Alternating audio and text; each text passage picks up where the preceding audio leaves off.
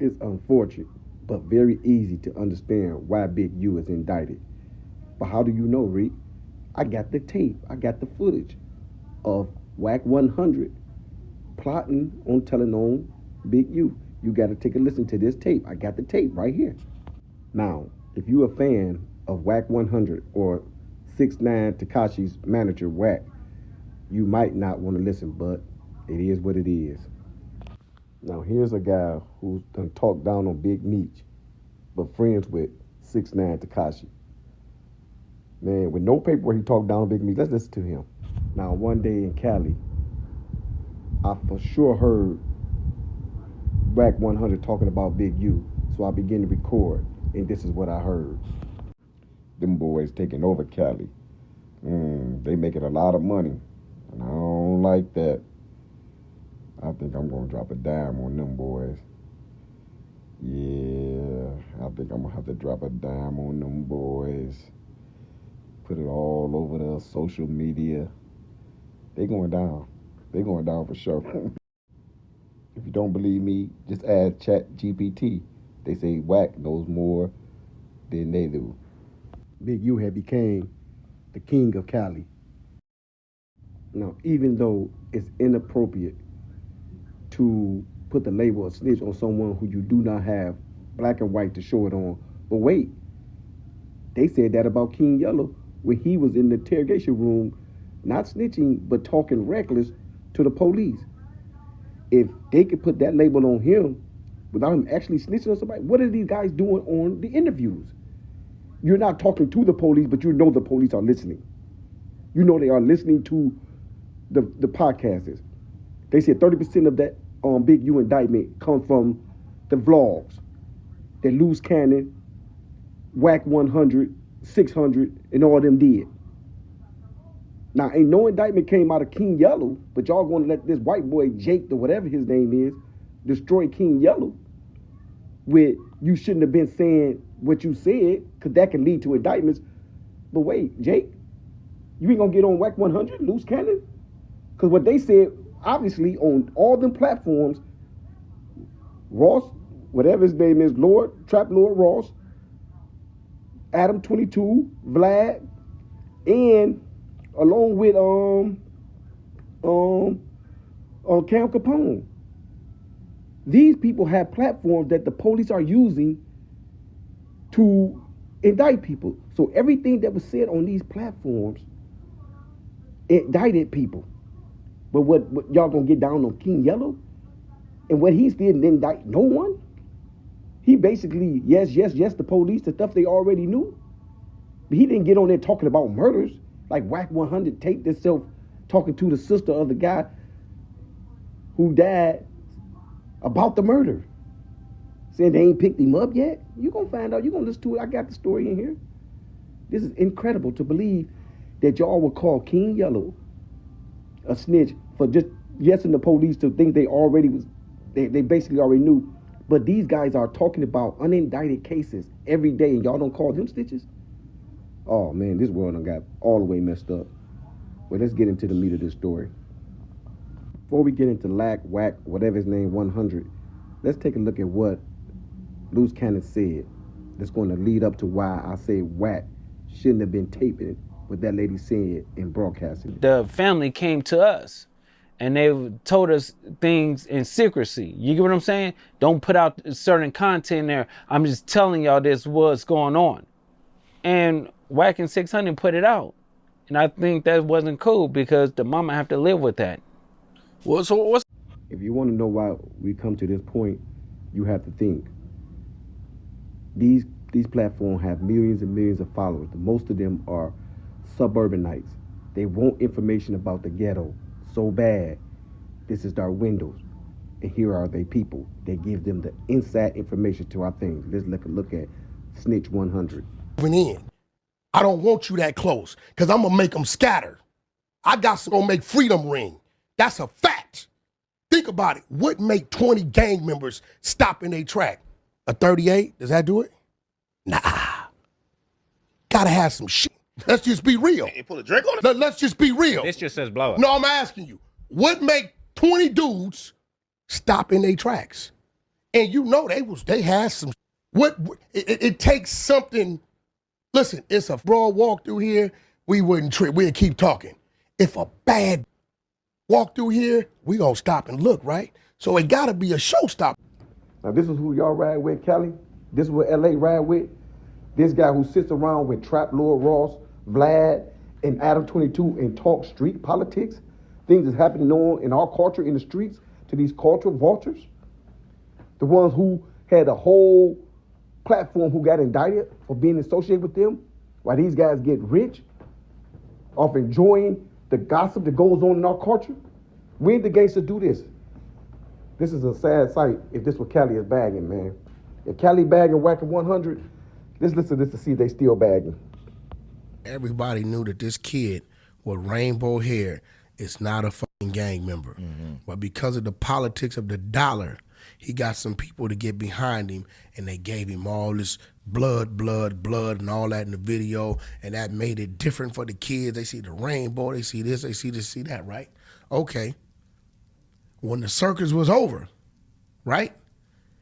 The clown, who everybody knew was a clown, took off his uniform, his bozo nose and shoes, and sat under that light and was who everybody knew him to be. A little old fucking Spanish, I don't know if he's Spanish, well, I don't know what right? A real normal kid, right? So do you blame 6ix9ine or do you blame that block? I do blame the block, but also he did what he's supposed. My son is not trained. My son is gonna tell the truth. He doesn't know nothing about snitching. In the civilized world, snitching is held to gangsters. They knew he was not a gangster. So why are you subjecting him to Now with Big U being locked up and him speaking down on guys like 42 Doug and Meech when he came home, this guy is really done got himself in my crosshairs. Because listen to me, if you surround yourself with them 3 white Europeans who came to do nothing but exploit this culture, and then you turn around and this who you want to manage, let me see who you manage. Fair if somebody describes you at this point as managing 6ix9ine. No, I'm more of a business partner. Now, I've been having, a few things that popped up where I had to assist him with, but I'm just more of a business partner. I mean, there's a few artists that I manage, like I'm responsible for their day-to-day. I don't give a what I'm doing if my mom. Let me break a few facts down for you before we go on. The FCC does not allow you to record a person's phone call from your phone. So just by pushing screen record, it would not pick up that person's conversation. So how was this guy able to record the conversation, record himself talking about murders with the victim's sister? He had to pre-set this call up and have a recording device available. What gangsters talk about murders over the phone, especially with the victim's sister? You are discussing the murder case with the victim's sister over a phone that you are recording? You are recording the call? What you need it for? What you need that evidence for? Here it is. Listen for yourself. When did the test come back? When did the DNA come back? It came back 2 months ago. And they still ain't arrested the nigga? Well, they told me between me and you, please, between me and you, don't tell nobody because they don't want nobody to know. They're going to be making an arrest the ending of March, the beginning of April. Got you. I'm going to sit back and watch the show. I don't give a and fuck. they basically going to put his case and Nipsey Hussle case together. The same person that the DNA the lawyer for Nipsey Hussle is going to be doing my brother case too.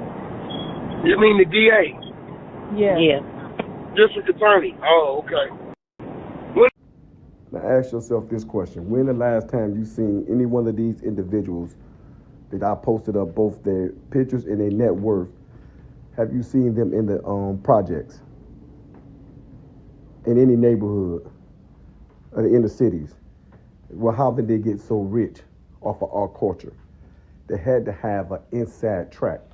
There's no way that these individuals could have grossed this amount of wealth talking about neighborhoods they never ever been to if it wasn't for this LAC 100 or whatever, Wack 100, whatever you call itself. Now, as you listen to this next clip, you will see that they are gloating. Just like these so-called lawyers who we so in love with say, oh, that's my road dog, this lawyer is so good. All they do is sit around and wait for bad tragedy to happen to us so they can benefit from it. So obviously the big gigantic news that I probably should have started with is the fact that the Rolling 60 Rico came down on a lot of people that only a couple of people that we have relationships with, but you and I obviously both friends with Brick Baby. You did the first ever Big U interview, I do believe. That was a really, really big deal when it first happened. I guess I'll just start with this question, is that when you did that interview with Big U, were you completely under the impression that he was done with his street life and that he had changed his life? Because I definitely thought that at a certain point, and then at a certain point started to hear things that kind of led me to believe, in particular, Loose Cannon coming on here and talking about how he was basically the muscle for Big U, robbing weed dispensaries and strip clubs and whatnot, which ended up being in this indictment. What was your impression doing that Big U interview, and how does the Rico make you feel looking at it? I mean, I was sad because, I had heard, stories about Big U, but when I sat down with him, he seemed like a, older guy. He had kids. He was focusing on football, focusing on legitimate businesses, focusing on, gang intervention and so forth. Since that time, me and him have, maintained our relationship. We talk a few times a year. I've never seen anything remotely illegal based on anything I've ever seen or any conversations we've had on or off camera. I was shocked. I was done. Now, everybody that got on these platforms and discussed cases that were not even indicted yet, cases that haven't even been solved yet, and started talking with these vloggers, might as well sit down with the feds and had the same talk. Who you thought was watching? Why you think they in there? To glorify what's going on inside our inner city, or to help solve cases that are extremely difficult to understand and dissect without information? Of course, the feds, with any tad bit of information, can proceed to solve a case. They have the technology, they have the desire, but they need that tad bit of information. So you think they're paying you $2,500 to $5,000 for interviews. The only person I applaud is Boosie. Boosie do not go on there talking about cases that have not been resolved and begin to give information about who done it or who may have done it. The rest of you guys, I don't want to hear nothing about King Yella. I don't want to hear nothing about nobody, because everybody that got on the platforms and talked about things that was going on in the street, who applauded these guys, who subscribed to these guys, or chased that little $5,000 they were offering, are part of the problem. Our inner cities are now being invaded by these clown-looking individuals. It's sad, but it's true. We got tricked by some goofies. Now, I want the opinion of those out there, the masses of people. If you do a blog and talk about unsolved cases or cases that haven't been indicted, knowing that the feds are watching, is that different than going into the interrogation room and talking with the police because they in there face to face with you? What's the difference? I want you all out there to tell me the end.